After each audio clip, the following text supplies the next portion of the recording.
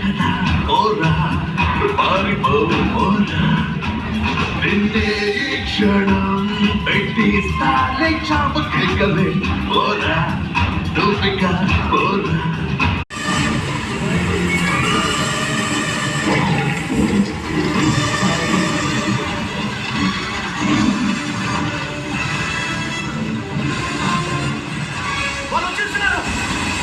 ఇప్పుడు ఏం చేద్దాం?